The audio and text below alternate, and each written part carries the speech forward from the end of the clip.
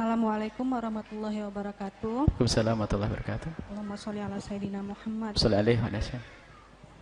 Bagaimana dengan sikap kita terhadap orang-orang ahli hikmah yang kadang dia bisa menebak kita, menebak keadaan rumah kita, akan ada yang berniat jahat kepada kita, termasuk menebak pikiran kita. Dan lucunya ahli hikmah itu Buya banyak yang mengaku ustadz. Yang ingin saya tanyakan, apa bedanya ahli hikmah itu dengan dukun atau paranormal? Itu aja Buya. Assalamualaikum warahmatullahi wabarakatuh. Apa perbedaan paranormal, dukun, ustadz ahli hikmah, kiai, ndablek? Nah ini kiai ilmu pedukunan. Ini kiai biasanya kiai males mondok. Waktu mondok itu hanya dapat ijazah, pengen bisa terbang, kerjaannya makan besi sama makan api ini, makan beling ini. Mondok makan besi, makan beling. Makanya nggak pinter-pinter. Mondok cari ilmu fikih. Khayalannya pengen jadi Sunan Kalijogo. Sunan Kalijogo yang dilihat adalah keramat zahir, keramat yang sifatnya bisa merubah ini. Lupa Imam Sunan Kalijogo adalah ahli istiqomah, orang yang paling takut dalam kemaksiatan. Ini biasanya santri-santri yang malas belajar itu ya. Wah, setiap hari puasa macam-macam, puasa ini, puasa itu, puasa ini, puasa itu. Senin Kemisnya enggak. Ini keblinger nih. Rupanya gurunya yang ngajari. Ilmu hikmah itu maknanya adalah ilmu hikmah. Kalau hikmah itu artinya ilmu. Hikmah itu sendiri kan artinya ilmu. Cuman kita tidak ingin kalimatu haqqin urida bihal batil. Judulnya ilmu hikmah tapi di dalamnya ilmu pedukunan. Ini kan jadi salah. Salma ilmu ramal. Orang ilmu hikmah itu biasanya ada di dalam. Kita menemukan orang-orang soleh, dia punya ilmu hikmah. Ilmu hikmah itu adalah ilmu yang sudah menempel di dalam diri orang tersebut. Misalnya apa? Dia ngasih doa, ngasih ini, mudah terkabul. Dia diajari yang aneh-aneh, sudah nggak usah bilang. Nah, ini sekarang ruqyah yang katanya ruqyah syariah. Ruqyah itu kan syariah aslinya. Karena Nabi mengajarkan ruqyah untuk baca surat Al-Fatihah dan lainnya. Ada ruqyah syariah membaca Al-Fatihah untuk obat. Ruqyah. Fa innaha la ruqyah. Tentang kisah seorang sahabat Nabi yang membacakan seorang ketua kabilah yang sakit dibacakan Fatihah. Kemudian ditanyakan kepada Nabi bagaimana tentang yang ini. Lalu dia berikan hadiah. Inna la ruqyah. Itu ruqyah boleh. Kau ambil imbalannya. Tapi sekarang ruqyah sendiri sudah dicemari dengan macam-macam. Di dalam dirimu ada 5.000 jin, ada ularnya. Ada orang ngadep ke Buya, orangnya banyak ularnya semuanya. Berani ngomong kita ada ular. Nah. Buya, saya lihat orang di mulutnya ada ular semuanya. Sudahlah, jangan hayal di sini. Kalau hayal jauh-jauh sana, itu tukang sulap sana itu. Ya, awas, kalau ruqyah sederhana. Kalau ruqyah ahli hikmah itu datang, akan tampak di wajahnya kekhusyuan, rasa takut kepada Allah, dan tidak mengajarkan cuci yang baik, tidak ngajari suudon, akan tapi menguatkan hatinya. Itu ahli hikmah. Kalau sudah pakai cerita macam-macam, ngelantur, ngalor itu, apa lihat kamu begini, di rumahmu ada jinnya. Oh, bilang aja, dari dulu saya dengar kata kiai, kalau kita mendoa Allahumma inni a'udzubika minal khubuthi wal khaba'ith, itu kan ada jin di kamar mandi. Kiai kok baru sekarang ngasih tahu gitu dong. Berarti lebih pintar saya dong dari. Oh, ada rumahmu ada jin, ada ini. Dari dulu ada jin keliaran rumah saya. Tapi jin nggak ganggu. Sekarang jin yang kayak manusia kayak ente ini yang ganggu saya. Jadi ketakutan kan akhirnya. Harus tegas urusan ini biasanya ikut. Istiqomahlah kepada Allah, takut kepada Allah. Dan kadang itu mengajari suudon, sudah setengah dukun. Barang kehilangan dan langsung, waduh, kemarin siapa yang datang ke rumahmu? Bismillahirrahmanirrahim. Allahumma sholli ala sayyidina Muhammad. Ada orang ke rumahmu kemarin? Oh ya tentu ada kan. Padahal ini bab kehilangan, akhirnya suudon sama pamannya, prasangka buruk dengan bibinya. Kalau ahli hikmah akan berikan hikmah. Misalnya barangnya hilang, subhanallah, ayo kita berdoa. Semoga itu akhir curianmu. Semoga Allah ganti yang lebih banyak. Enggak usah suruh mencari.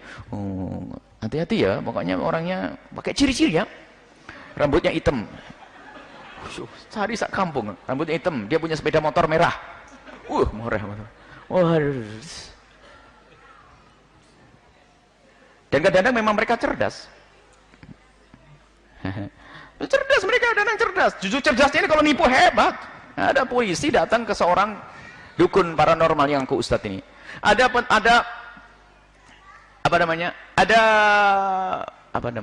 narapidana, ada masih di brokol begini kok lari.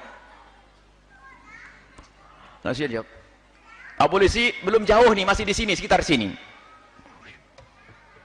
Betul digubek setelah itu, ya ketemu. Ya jelas loh, pakai brogol kalau kelihatan naik mobil kan ketahuan. Apalagi pada situ. Ini cerdas saja karena pakai brogol. Tidak jauh, masih sekitar sini. Bener. Oh ya pintar. Hati-hati, semakin cerdas ilmu pedukunan, apalagi pakai label ustadz, hati-hati. Ilmu hikmah adalah memberikan ijazah yang baik, doa-doa yang baik. Sampai kami sering menjimat sendiri bukan sesuatu yang haram. Karena Sayyidina Abdullah bin Umar juga pernah membuatkan jimat tulisan ayat Al-Quran dikalungkan di anak-anak kecil. Agar terhindar dari gangguan setan. Jadi jimat tidak ada. Tapi syaratnya tidak boleh meyakini bahasanya kekuatan ada di tulisan itu. Tapi kekuatan dari Allah. Tapi ini digunakan untuk anak kecil yang sudah tua baca wirid, baca zikir, bukan kalungan jimat. Baca zikirnya, baca berapa kali dijaga oleh Allah pakai kalungan. Jimatnya sak tas. Duit 1 tas baru buat sedekah, jimat 1 tas. Setiap ketemu orang juga tokonya ditempeli banyak, apakah tidak boleh? Ada yang lebih bagus, baca bukan ditempelin. Apakah tidak boleh nempelin? Tidak syirik. Karena ada yang pernah diajarkan Sayyidina Abdullah bin Umar, cuman kadang kita berlebihan. Momen kalau orang buta huruf, tidak bisa membaca Arab, ya dibukakan yang semacam itu. Lah ini ustadz dikasih jimat. Ustaz kasih saja zikir setiap malam. A'udzu bikalimillahi baca Ratibul Haddad, baca Wiridul Latif, baca itu. Sudah beres semuanya itu semuanya. Pendidikan dari Nabi sallallahu alaihi wasallam. Nah, sekarang apa perbedaan ustaz, dukun dan paranormal? Kadang memang membingungkan jawabannya. Kita tidak tahu apakah ini dukun yang nyamar jadi ustaz atau ustaz yang nyamar jadi dukun. Kita bingung jadinya. Ada ustadz nyamar jadi dukun, serba salah. Nyamarnya kok jadi dukun, repot lagi. Dukunnya nyamar jadi ustadz. Akhirnya kita kembalikan kepada kaidah urusan syariah.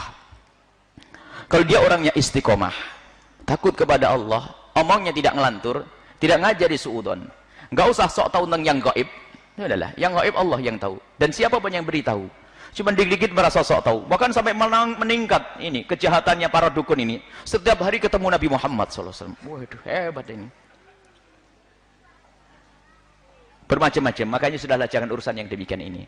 Urusan dengan amalkan dengan amal dohir ini, lakukan syariat yang benar. Ya, kalau memang agar tidak diganggu sama pencuri, ya ada. Agar tidak diganggu oleh pencuri, agar rumahmu aman, dibuat kunci. Kemudian tahajud. Kalau sering tahajudan yang pencuri nggak mau datang. Masjidnya sampai jamnya dicuri. Oh gimana tidak dicuri? Oh nggak ada yang jamaah di situ. Masjidnya sekarang ada pencuri. Kada semua. Buya, masya Allah sekarang pencuri sudah luar biasa. Kenapa? Jam di masjid dicuri. Saya ketawa. Ini yang salah bukan pencurinya ini. Kok sampai masjid bisa dicuri? Ini kan berlebihan ini. Jamaahnya pada di mana? Baik, ayo kita semuanya benah diri. Jadi memang ada ahli hikmah itu orang yang diberi oleh Allah subhanallah hikmah di dalam lidahnya. Kalimatnya kalimat hikmah. Kadang-kadang nasihat itu didengar dari orang lain tidak akan berpengaruh. Cuman kalau kalimat diucapkan oleh beliau, Allah. Dan kadang bukan seorang alim, akan tapi ciri yang tidak bisa dibantah adalah dia jauh dari kemaksiatan. Kalaupun bermaksiat mudah bertobat. Mustahil wali bermaksiat, harat, bohong tuh pasti dusta. Kalau ada wali ngomongnya aneh bikin umat itu geger, enggak. Wali enggak akan begitu. Biar wali buat tentrem. Wali tidak bikin masalah. Kalau ada wali yang punya ungkapan bikin orang berperang itu bukan wali. Wali itu kalimatnya akan menjadikan orang tentrem, bersatu, saling mencintai, itu wali. Padahal ngomongnya cuma ngomong begitu saja, tapi ternyata didengar oleh umat. Sehingga di dalam guru mencari guru, dalam guru tarbiyah, termasuk dalam membenah diri, termasuk pengobatan dan sebagainya, ketahuilah yang diperlukan adalah orang itu harus berpegang dengan syariat. Mungkin tidak harus derajat alim seperti fulan, akan lebih ternyata dia orang yang paling takut kepada Allah, takut keharaman, takut maksiat, maka itu adalah ciri, dia adalah ustadz, bukan dukun. Memang istilah orang pinter itu waktu pertama kali, istilah orang pinter kita pertama kali pulang dari Yaman itu di sini Buya, gimana kalau kita lagi punya masalah datang ke orang pinter? Saya pikir orang pinter kan ustadz ya, oh bila datang orang pinter ya boleh. Rupanya istilah di sini orang pinter itu beda. Dukun, paranormal. Baik, itu saja. Kami tidak akan memberikan. Intinya semuanya harus berhati-hati. Gurumu adalah yang mendekatkan dirimu kepada Allah. Mungkin dia adalah seorang guru di kampung tidak masyhur. Hati-hati berguru dengan orang masyhur.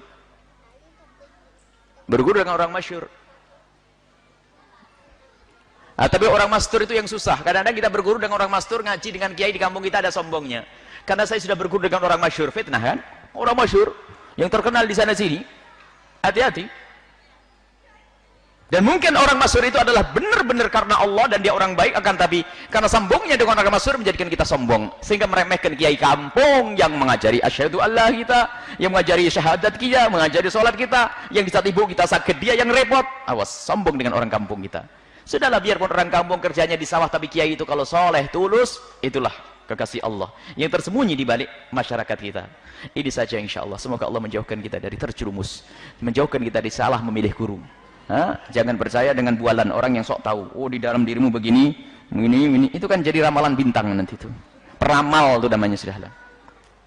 Tidak usah dipercaya demikian itu. Kasyaf, ahli kasyaf harus ahli syariat. Dan kasyaf tidak setiap saat. Kasyaf itu dibukakan oleh Allah. Dan para waliullah yang sudah sampai derajat kasyaf bisa melihat keadaan orang itu nangis di malam harinya. Ya Allah, tutup, saya tidak pengen itu semua, capek saya ngelihat ini berzina, ngelihat ini begini, nangis. Loh, kok sekarang kok kasyaf itu jadi kebanggaan para wali katanya? Enggak, wali itu menangis kalau punya ilmu kasyaf. Kasyaf itu dibukakan. Sementara kita diajarkan, ya Allah, tutup aib orang lain dari mata saya. Saya tidak pengen lihat kekurangan seorang pun, biar saya bisa khusnudan. Lah kok dibuka oleh Allah, nangis para kekasih Allah itu. Lah ini ada orang sok ngaku tahu, kamu ini, enak benar. Para waliullah yang derajat kasyaf itu menangis.